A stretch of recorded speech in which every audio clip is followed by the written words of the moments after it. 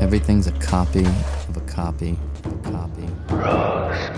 제시카 외동딸 일리노이시카. O mundo vai explodir! I got some bad ideas in my head. É barato audiovisual. Não puedo, estou morta. Só sei que foi assim. Cinemamente, o seu podcast de cinema e psicologia. Olá! Eu sou a Ariane Nascimento Silva, psicóloga e atuo assim dentro da cidade de Sorocaba, no estado de São Paulo. Olá, caros ouvintes, meu nome é Maurício Wada, estou formado em cinema e a gente está aqui começando esse primeiro episódio de podcast, né? A gente está aqui no meio dessa quarentena, decidimos então começar um podcast falando sobre cinema e também principalmente sobre psicologia, em que a gente, numa conversa, possa analisar um filme, mas a ideia da gente é tentar trazer aí psicologia e cinema junto, né? E tentar falar sobre essas coisas para além do que já é dito, né? Há bastante na psicologia fundamentos dentro da psicologia junguiana, que é a psicologia analítica, e da psicanálise. Eu falo de outro local. E é interessante dizer que o nosso amiguinho está escondendo as cartas na manga. O Maurício é ilustrador também. Então, é muito bacana ter esse olhar a partir de quem também ilustra, para saber, eu acho, para saber o quanto é um trampo nesse sentido. Enfim. Então, eu sou quase aquele meme lá do... que o cara, ele sabe tocar bateria, ele sabe desenhar, compor música, como ele consegue fazer tudo isso, aí sendo ruim em todas elas? Eu discordo, mas tudo bem. Não, mas assim, eu me proponho a fazer aquilo que eu acredito que eu vou conseguir fazer, então... E o podcast foi uma proposta que eu fiz pra Ariane, né? E eu acho que a gente é capaz de fazer um podcast maneiro aí, tentando adentrar aí na podosfera, quem sabe fazendo crossovers aí, né? Com outros programas, mas aí a gente já tá voando longe, vamos com calma. Mas a gente quer começar aí um programa maneiro aí. A gente ainda tá vendo qual vai ser a periodicidade, a gente não tá testando, mas é isso. E pra ser sincero, não tem nome esse podcast, então... Mas vai ter quando lançar. Quando vocês lançar, vocês vão saber qual nome é. Mas neste momento a gente tá gravando, não existe nome. Já pensei um monte de nome e combinação tudo ruim, então... Eu acho que esse é o nome agora, não existe nome. A gente vai amadurecer essa ideia, mas não existe nome é um ótimo nome para algo que não tem nome. Nome é só um nome, como dizem, né? Pra quem já leu O Nome da Rosa, quem estuda Humberto Eco, tá ligado do que tô falando, né?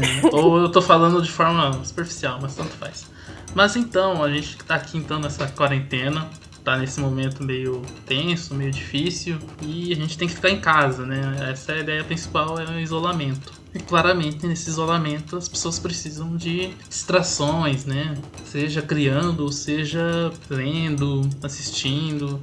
A ideia, inicialmente, é a gente fazer um programa por filme, né? Talvez mude para filmografia, mas a gente ainda vai ver. E os próximos programas vai ser filmes que as pessoas têm na mão nessa quarentena. Então, eu tenho Netflix, então a gente vai falar o que tem na Netflix e abordar. Eu acho isso bastante interessante, que existem outras possibilidades de assistir, e hoje em dia tem mais streamings que falam, plataformas pra gente assistir filmes, só que Netflix continua sendo a mais acessível no sentido de que as pessoas majoritariamente assinam, né? Então, acho que uma proposta para nós mesmos seria focar nisso, tipo, filmes que existam na Netflix pra gente abranger o diálogo com as pessoas. Bom, Mal, acho que seria interessante você falar como é que surgiu a ideia do filme que a gente vai falar, né? Mononoke Hime!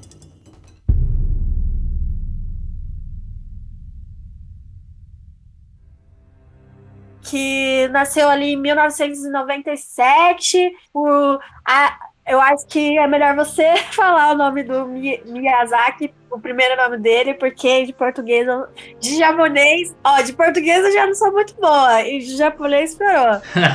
Então, o Hayao Miyazaki, né? É um cineasta que depois de Chihiro, ficou super conhecido. É claro que ele já era conhecido antes disso, né? Ele já tinha feito Totoro. Totoro veio pro ocidente, fez sucesso. Aí, cada filme era um passo, né? Para mais pessoas conhecerem. Mas enfim, ela falou Mononoke Hime. Aqui no Brasil é Princesa Mononoke, né? E o filme, começando sobre a história da produção dele, é legal falar um pouco como que é o processo de criação. Porque às vezes um processo de criação, ele não surge assim, eu tive uma ideia, pô, legal, já vou pôr no papel. Às vezes você põe, mas às vezes a ideia é ruim, ou às vezes a ideia não consegue ir pra frente, então demora. Só pra ter uma ideia, o Miyazaki, ele desenhou uns rascunhos sobre esse conceito de uma princesa vivendo na floresta lá no final dos anos 70. Isso antes de Náusea do Vale do Vento, bem antes do estúdio Ghibli ser fundado. Então, depois de muito tempo, lá em 94, ele começou a fazer um storyboard. Mas ainda assim ele ficou em um bloqueio criativo. Em 94 ele já tinha feito Totoro, já tinha feito Castelo no Céu, Porco Rosso. Então ele acabou adiando. Começou, mas parou de novo. Nesse meio tempo ele topou fazer um clipe. Sim, ele topou fazer um curta-metragem para um clipe, né, de uma dupla na época no Japão que chamava Chage and Asuka, On Your Mark.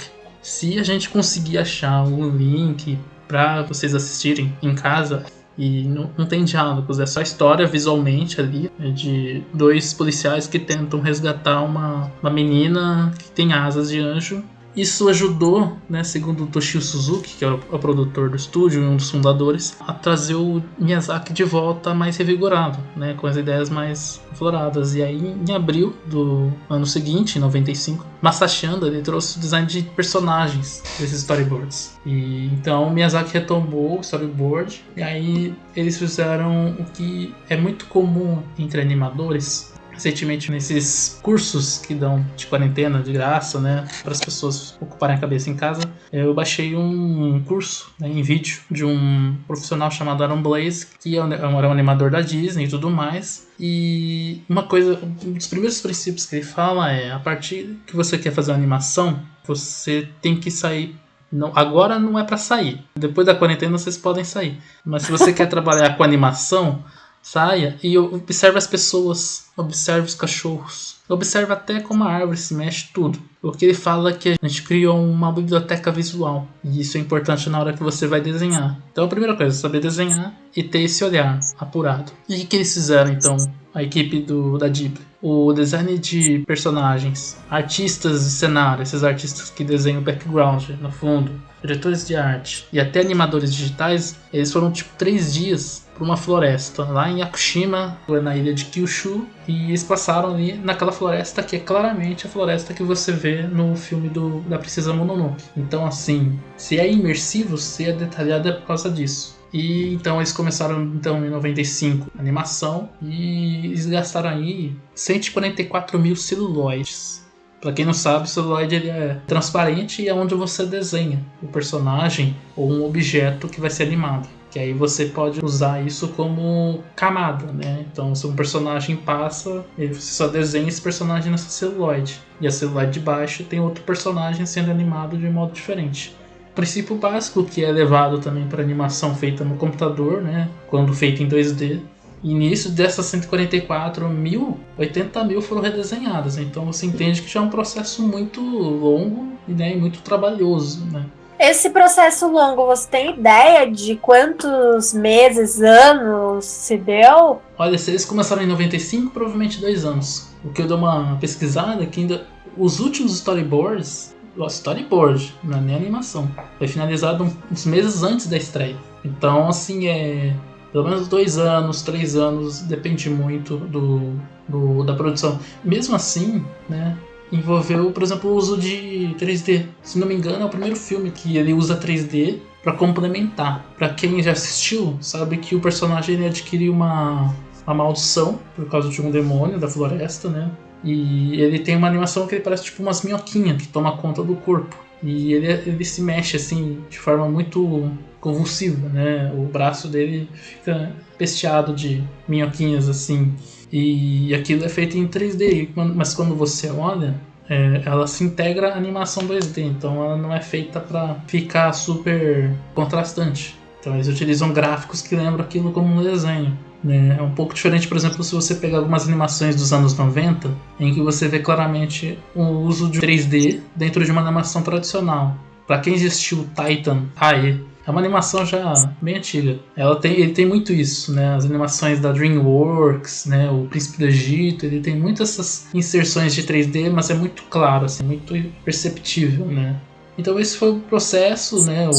O Miyazaki então lançou, foi um sucesso. Quando lançou, então, pela Miramax, anos mais tarde, quem era responsável pela distribuição dos filmes da Ghibli era a Disney, mas a Miramax, né, que os donos eram Harvey Weinstein e o Bob Weinstein, para quem já sabe o primeiro nome, o infame primeiro nome, né, e ele já mexeu muito em Náusea, por exemplo, ele criou lá na época um marketing todo errado para Náusea, e enfim, a animação teve uma boa recepção. Lá nos Estados Unidos, pro marketing no filme, chamaram atores famosos na época, ainda famosos, né? Mas que nem a Gillian Anderson. Pra quem não sabe, a Gillian Anderson é a Scully do Arquivo X, né? E, enfim, essa estratégia é sempre feita mesmo com a Disney em outros lançamentos. E é isso, esse processo artístico mais artesanal, né? É um filme que basicamente lançou o nome do Miyazaki como um grande realizador. No Oscar japonês, né, que tem uma academia japonesa, foi o único filme animado que ganhou um prêmio de melhor filme. Fora todos os méritos estéticos do filme. Enfim, aí eu passo agora a bola para Ariane. Falando do início do filme, né? Em que aparece esse bicho que você falou, em que foram utilizadas as animações 3D para fazer o efeito desse bicho que está aparentemente possuído, que é o javali. Um pouco antes dele aparecer, aparece o Ashitaka no filme, né? Cavalgando em seu cervo, e nisso ele esbarra em 3 crianças e conversam que aparentemente algo ruim vai acontecer. Não é isso que tá na legenda, mas é algo que a gente entende que eles estão apreensivos e, tipo, corram porque a gente precisa se proteger. E aí é colocado que ele sobe numa torre de madeira onde tem um outro senhor lá, um ancião, para eles ficarem observando esse lugar que é meio que a trincheira, né, entre a floresta e a aldeia deles. Até que, tipo, aparece um negócio gosmento, que é que tem o javali. Esse negócio que o Maurício falou, que parece ter umas minhoquinhas, mas na real parece ter uns minhocão, é bem grandão, assim. E esse negócio avança querendo entrar na aldeia, mas no meio do caminho, ele vai em direção ao cervo da Ashitaka. E nesse momento, ele já tá com arco e flecha nas mãos, pronto pra atirar. Só que a primeira vez que o Ashitaka atira, não é no javali, no monstro, é no bicho dele, perto do bicho dele, pra espantar. Aí a gente vê que o monstro segue andando meio descontroladamente, super raivoso.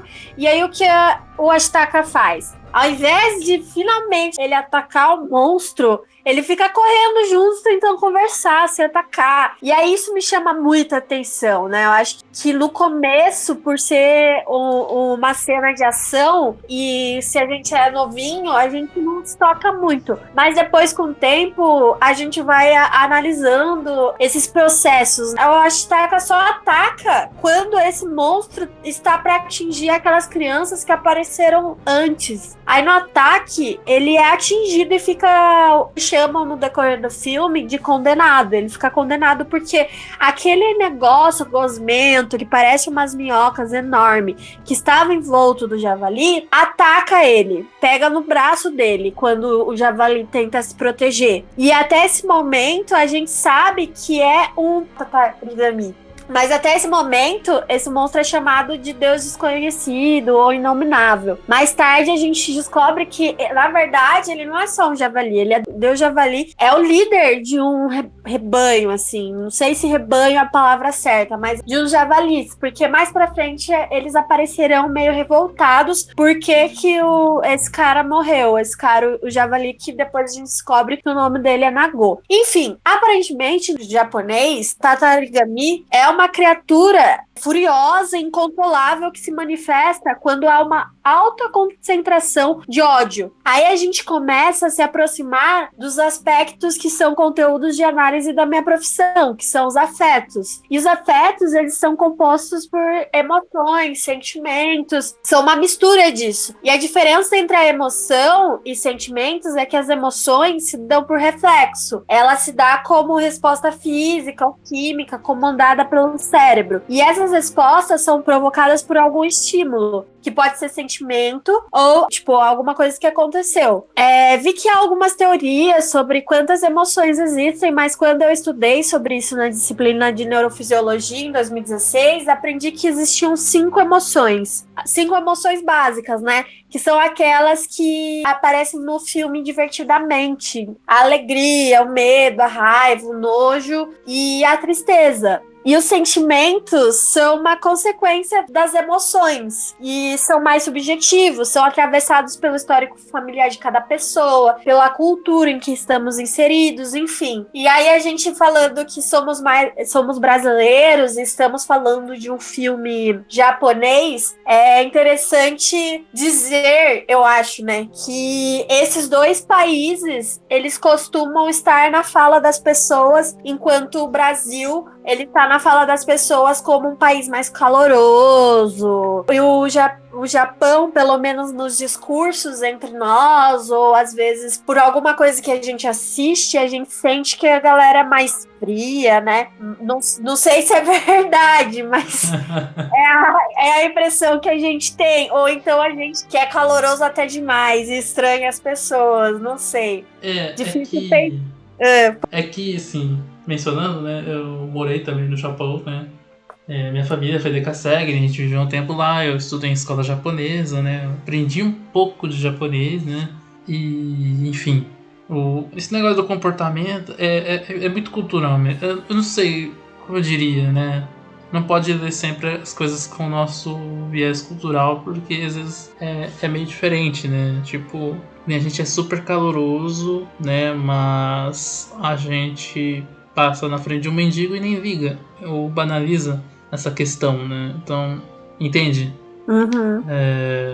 Eu não sei dizer, assim, de forma mais clara ou mais assertiva o que é, assim, o padrão, né? De como uma pessoa deve se comportar, né? Aqui no Brasil, se a pessoa for fechada, já ela é meio taxada, assim, como estranha, dependendo, né? Colegas de trabalho criticaram uma pessoa porque ela foi no cinema sozinha. E pra mim, é super normal ir no cinema sozinho. Apesar de que é um hábito, se for ver, recente, né? Faz um tempo, mas é meio recente. Porque a gente se acostuma a ir com todo mundo. E no Japão tem toda uma etiqueta também. Não é muito permitido você sair beijando sua namorada no meio da rua, sabe? Num parque. Reflete muito do como o Miyazaki retrata esse tipo de manifestação de afeto, né? Isso eu não sabia. Essa parte da aparente censura em relação a beijar na rua e tal. Até acontece, mas tipo na escola japonesa, por exemplo, eu nunca vi um casal de japonês dando beijo. Isso porque eu sabia quem eram os casais, assim, quem namorava quem. Mas eu não vi, assim, na escola rolar um selinho. Não existe isso. E como você acha que isso acontece nos filmes do Miyazaki? Olha, pegando aqui no caso a própria Princesa Mononoke, se fosse um filme americano, certeza que teria rolado uma cena de beijo. Ah, com certeza.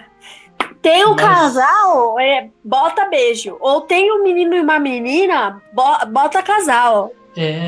Vamos shippar. Essa é um pouco não só no Brasil, né, no Ocidente a gente precisa ter uma manifestação de um ato sexual ou né, o beijo, né, o simples beijo, a carícia. E o Miyazaki ele evita muito isso nos filmes dele. Não acho que seja censura, eu acho que seja mais uma questão de tipo, ele não vê necessidade de pôr. Faz sentido. Tipo, tem um filme que tem uma cena de beijo. em um filme só, mas é tipo muito pontual. E eu acho que tem muito a ver também como é a questão do Miyazaki, não só do Miyazaki, né, mas da cultura japonesa em lidar com a manifestação do afeto, né, e como retratar um romance. Se você pegar mesmo as histórias dentro da Ghibli, tem muitos filmes da Ghibli que não são do Miyazaki que lidam muito com essa questão do romance, né, do amor. E não necessariamente são histórias românticas, mas são histórias em que desenvolve o afeto entre as duas pessoas. Agora, o ato de acontecer alguma coisa geralmente não acontece, né? É muito difícil, né? Não sei se é pela questão também de é desenho para criança. Apesar de que quando a gente é criança a gente já vê beijo na boca nas novelas, né? Acho que é isso, assim. Enfim, aí depois daquilo que eu falei, referente a emoções e sentimentos, a gente pode caminhar o que é pra mim a temática do filme. O que é pra você a temática desse filme, Lada? Você fala uma temática emocional ou temática... Pra mim é uma emocional, mas daqui a pouco eu falo. Pra você, qual é a temática desse filme? Eu acho que é um filme muito sobre a nossa relação com a natureza. Como tem toda uma questão em querer dominar a natureza em prol, né, do funcionamento de uma sociedade, independente também de qual caráter seja essa sociedade, né, que a gente vai discutir mais pra frente. É muito uma crítica ao ser humano em si mesmo. Sim, bom, eu tô com você com relação a essa crítica à relação da humanidade e natureza, porque assim que eu assisti, a primeira vez que eu assisti, isso ficou evidente pra mim, e eu achava que tinha uma relação com a morte, porque a gente... É difícil aqui no Ocidente a gente falar sobre isso. E ali, naquele filme, tem muitas situações sobre seja a finitude humana ou a finitude das coisas em relação a poder morrer e morrer. Mas aí, pra mim, a temática do filme emocional é a raiva. Está todo mundo com raiva em alguma instância. E a gente pode dizer raiva porque existem diversos estímulos para essa emoção se manifestar. Principalmente dos habitantes da floresta. Porque eles estão sendo atacados, a floresta está sendo desmatada. Tem um momento em que a princesa Mononoke fala com um grupo de macacos. E nessa conversa, eles dizem que eles plantam e os humanos vão lá e derrubam as árvores. Nesse momento até tem uma analogia ao comportamento...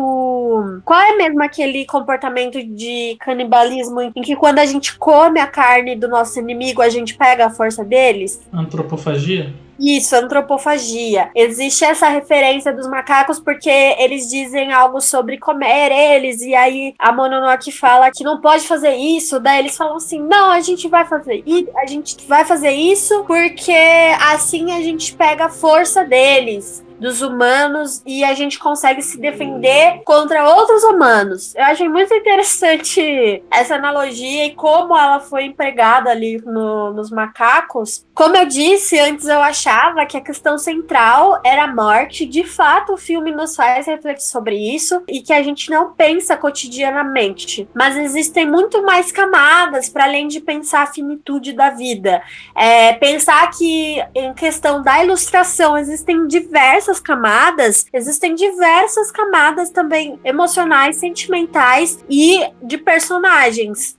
Então a gente observa a raiva sendo estimulada principalmente pelos humanos que têm interesses econômicos e políticos. Aí mais tarde a gente percebe que a raivinha inicial virou ódio, tanto que acomete alguns animais já feridos, que é quando a gente observa o tatarigami. Então o que é o tatarigami? Não é o javali, é o que estava com o javali, que aí depois ele vai se manifestar em outros animais que estão feridos e que estão para morrer, em outro javali, na loba, que é mãe da Mononoke Hime, que foi basicamente adotada por lobos. Ao longo do filme, a gente se depara bastante com essa emoção da raiva, com o sentimento de ódio e questões de dor e sofrimento. Aí, voltando para Chitaka, ele faz um papel de mediador, né? Tentando compreender o que está acontecendo dos dois lados e comunicar os dois lados sobre o que ele está observando. Ele é o que a gente chama, aqui no Brasil, por influência dos Estados Unidos, de inteligente emocional. Embora tenha... né? É uma coisa que a gente perdeu. Exato. Embora a gente veja que ele tem seus momentos de pico de estresse, que no filme mostra que isso acontece em razão dele estar possuído, ele é a pessoa que administra isso entre o que está acontecendo e o que está sendo sentido. E isso é muito interessante de observar. Aí outra questão que eu observo em Ashtaka é o senso de dever. Tem um livro chamado Na Presença do Sentido, uma aproximação fenomenológica a questões existenciais básicas, em que um dos capítulos dele diz sobre o que é dever, né? Basicamente, o dever é aquilo que precisa fazer, que é desejável fazer, e que além disso, dever é também estar em dívida. Então, a gente consegue observar isso no Ashtaka, que por mais que ele tenha saído atrás de uma cura por ter sido possuído por aquele Tatarigami, ele, de certo modo, traz com ele dívida por ter matado o Deus Javali. E é esse dever que movimenta,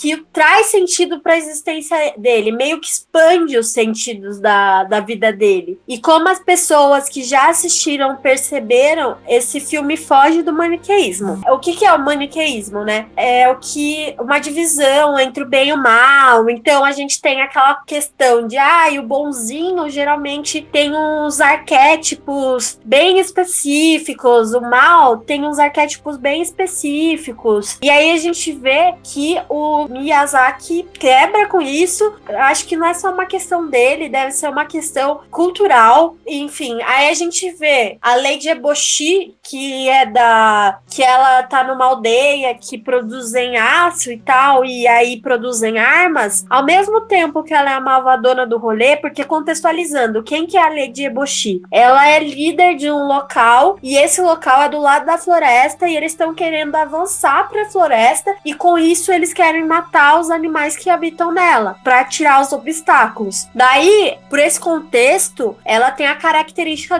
de ser a malvada do rolê, mas ela, ao mesmo tempo que é a malvada, ela é responsável por acolher prostitutas, por acolher leprosos, ela é tipo o histórico do Jesus Cristo, né? E aí, não precisa dizer que o Miyazaki é genial em suas personagens, né, na construção da Lady Eboshi e da Mononoke Hime. As protagonistas dos filmes do Miyazaki, elas são majoritariamente mulheres. Isso sempre é discutido por aí. E elas não se fecham em padrões de feminilidade. Então, você conseguiria dizer para mim, né, para quem está nos ouvindo, se acontece uma questão de estereótipos femininos lá no Japão e como que isso se dá culturalmente? Bom, vou falar aqui. Minha observação vai ser muito da vivência, né?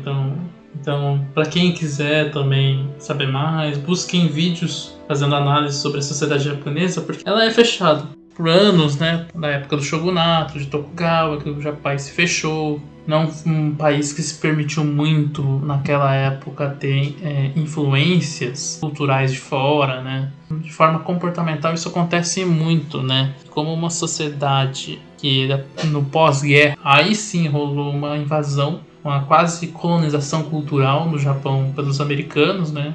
Com a ocupação e tudo mais. Você tem ali, como em qualquer, acho que outra sociedade contemporânea, mesmo hoje, você tem sim uma questão relacionada ao homem e à mulher, a predominância no discurso conservador, no machismo, né? E principalmente é uma coisa que atrapalha muito no Japão, porque você tem ali, hoje em dia, né, mulheres que querem ter uma carreira profissional, elas acabam optando por ter uma carreira profissional ao invés de uma família. Ou se ela opta pelo casamento, ela abre mão de uma carreira profissional, porque existe toda uma questão de uma cobrança das famílias, né? Então isso ocasionou um problema que hoje em dia a quantidade de pessoas mais velhas vem crescendo em relação às pessoas mais novas. O Miyazaki, ele é um cineasta que, se você for olhar para como tendencialmente japoneses, principalmente na cultura de anime e mangá, retratam mulheres e homens, ele é uma pessoa muito fora da curva mesmo, assim. Ele é genial porque, de certa forma, também ele rompe com o que é o senso comum, né, no pensamento japonês. Ele observa muito as pessoas, né, o processo de observar as pessoas do Miyazaki como animador, não só como ele se mexe como eles se comportam e tudo mais, isso é um plus que dá quando ele desenvolve os personagens dele. Então, por exemplo, uma coisa que ele falou é que ele passava lá as férias com os amigos deles, os amigos levavam os filhos, as filhas, né? Ele percebia que elas viam mangás, né? Eram histórias muito baseadas no romance, aquela coisa bem água com açúcar, né? E ele percebia que o comportamento das meninas era completamente diferente das heroínas desses mangás. Então, se você percebe na Náusica uma identificação, é porque não necessariamente as motivações delas são de uma mocinha, no sentido mais conservador de falar, né? Ela é uma heroína, antes de tudo. Ela é uma personagem que em Náusica é uma princesa que explora um mundo pós-apocalíptico, né? A Mononoke Hime, que é... não sei se dizer se ela é a protagonista principal, porque eu acho que acaba assumindo esse protagonismo, mas ela tem essa presença muito forte e até dá um nome ao filme porque ela acaba centralizando os dois conflitos, né? Ao mesmo tempo que ela é humana, ela odeia os humanos. Ela tem um ódio irracional aos humanos. Sim. Não tão irracional, mas é muito reativo. Ela se considera um animal, ela se considera uma loba, né? Porque a personagem foi criada por lobos, né? Mas ao mesmo tempo ela tem retaliações de dentro da floresta por parte dos animais, como os macacos, javalis, né? Porque ela é humana. A cultura japonesa coloca muito a mulher numa questão submissa, né? E o Miyazaki ele rompe com isso, né? Não à toa, dentro sobre o filme, ele fala, por exemplo, que ele não queria exatamente fazer um retrato fiel do Japão feudal. Porque se fosse fiel, não existiria Lady Eboshi. Né? Ela não construiria uma cidade de ferro e criaria toda uma dinâmica social totalmente diferente do mundo dominado por samurais e daimyos. É outra coisa, né? Coloca mulheres que seriam prostitutas para ser linha de frente com armas. Ela vai junto com os homens buscar os recursos para a manutenção da cidade. Ela empunha a arma, ela toma frente quando ela precisa proteger ou assumir o interesse da vila, né? Então é muito interessante como ele escreve esses personagens e mesmo quando, por exemplo, você tem o mocinho, que é o Ashitaka, que ele é diplomata, mas quando ele precisa empunhar a arma, ele empunha. Mas é muito na defesa. Tipo, ele fala, por favor, vão embora. Aí os caras vêm com a espada, ele pega o arco e flecha e arranca a cabeça de um samurai com arco e flecha. E é muito também chocante a primeira vez que eu vi a Princesa Mononoke, porque uma das primeiras cenas ele cavalgando lá e um samurai tenta matar ele atira a flecha e arranca a cabeça. Você tem decapitações dentro da Ghibli, né, tirando algumas animações mais dramáticas, né, em geral são animações violentas, né, claro que você pega animes, né, relacionado a terror, você vai ver muito sangueira, mas no Ghibli, por exemplo, é algo mais ameno, né, mas ele tem essas pontuações assim, eu acho legal porque ele tem uma linha de raciocínio muito parecido com a do Doutor. Ele traz o lógico, ele num certo momento você tem ali um cara cuspindo sangue, um animal abatido por uma bala e sangrando. Tem a Princesa Mononoke, ela chupa o sangue da loba lá e cospe, ela fica com a cara toda cheia de sangue. Nossa, você falou disso, me fez lembrar de uma parte em que eu achei muito nojento, em que acho que ela mastiga um negócio lá e coloca na boca do Ashitaka quando ele tá mal. É verdade.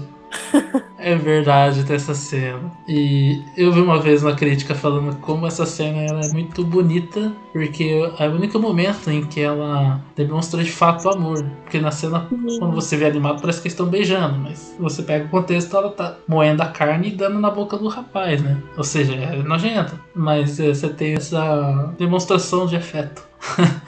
Enfim, mas acho que é isso, como que é muito importante a gente ter o contexto, né, da sociedade japonesa, entender como é que o Miyazaki ele trabalha em cima desses arquétipos de personagens masculinos e femininos, de criaturas místicas, todo o lance do Shishigami, como ele sendo uma manifestação suprema da floresta. E como ele traz essas questões relacionadas ao erro humano. Você tem ali a floresta, você podia coexistir com a floresta, não combatê-la. Isso é uma mensagem muito clara não só pro Japão, pro mundo inteiro, principalmente aqui. Há um tempo atrás, para quem não lembra, de uma certa nuvem escura e um certo governante com um certo papo relacionado a avançar em cima de uma mata e como isso vai afetar a nossa vida. E o filme ele é bem gráfico ali, tenta mostrar de forma mística, né? Como é você querer destruir a natureza, que isso causa, né?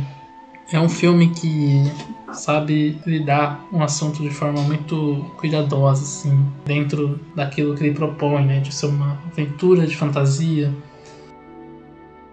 E aí, pessoal, vocês curtiram? Se puderem dar um feedback, chama nós. Meu Instagram é @ArianeNascimentoSilva. E aí você pode me chamar e chamar o Maurício, que daqui a pouco passa o contatinho dele, pra comunicar a gente o que vocês acharam. Se vocês gostaram desse casamento. Ai, meu Deus. Minha sobrinha gritando. Quem sabe faz ao vivo, como diz enfim.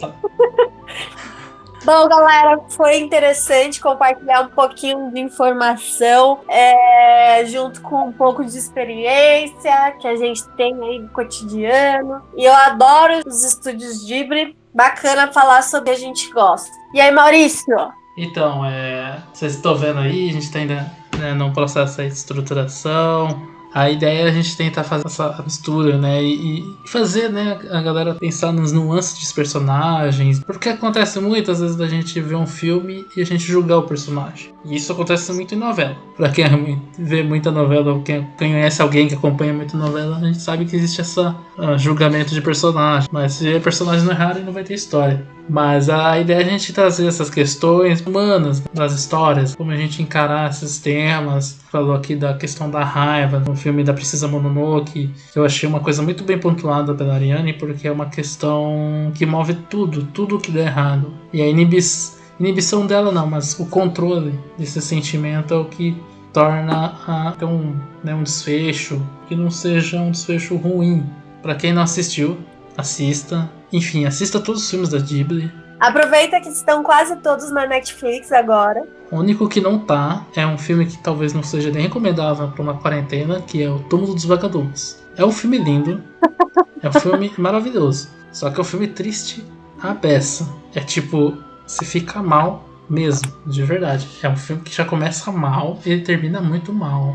Deixa eu colocar meu olhar como psicóloga. Eu acho que, assim, é um filme que não é recomendado pra gente assistir nessa quarentena, porque pode nos movimentar sentimentos incômodos. Mas acho que falar que ele é um filme que começa mal e termina mal, apontar que isso é em relação a sentimento. Porque ele vai nos jogar na nossa cara questões de morte. Não vou falar muito pra não dar spoiler, mas assim, a gente lida do começo ao fim desse filme com questões da morte, meio que atravessado por um desastre ali. Não sei se essa é a palavra certa, mas eu não vou dar spoiler. E aí é bem doloroso, bem sofrido, a gente sente mesmo. Eu choro muito com esse filme. Nossa, a primeira vez que eu assisti foi na TV japonesa. Eu tava na escola japonesa, tava aprendendo japonês, mas não sabia tudo de japonês. Eu assisti com a minha mãe e a gente assistiu e sentiu aquela história ali como uma facada no peito. Mas vale a pena, porque é um filme muito importante. Os filmes da Ghibli são muito importantes pra gente resgatar um pouco da humanidade que às vezes a gente vê na internet. A gente fica muito na internet, a gente vê coisas muito horrendas. Então aproveita que você tem a internet, na Netflix agora trouxe quase todos os filmes. Tem muitos filmes tocantes, filmes alegres. Tem os filmes mais melancólicos, né? Mas que trazem essa questão da empatia, né? Não existe filme da Ghibli que não tem empatia. Sempre é muito imersivo. Esse trabalho muito primoroso, né, de animação da Ghibli, que não é só o Miyazaki. Você tem animações mais experimentais do Takahata, que é um outro diretor. Ele já morreu faz pouco tempo. Não tem tanto filme quanto Miyazaki, mas são obras-primas também. Tanto que o Túmulo dos Vagalumes é dele. Tem outros dois diretores. Teve o filho do Miyazaki que já dirigiu. Mas então é isso. A gente vai vir aí com mais... Não tem nome cast, mas você vai saber qual o nome é a partir do momento que clicar nesse podcast. E a gente se despede. Esperamos também que tenha leitura dos e-mails. envia aí pra Ariane ou pra mim. A gente tá aí nas redes sociais, a gente vai deixar na descrição aí do link. Manda aí um salve. Fiquem todos bem, lavem muito as mãos, usem álcool e gel. E é isso aí. Falou! Fou! Acho que agora foi.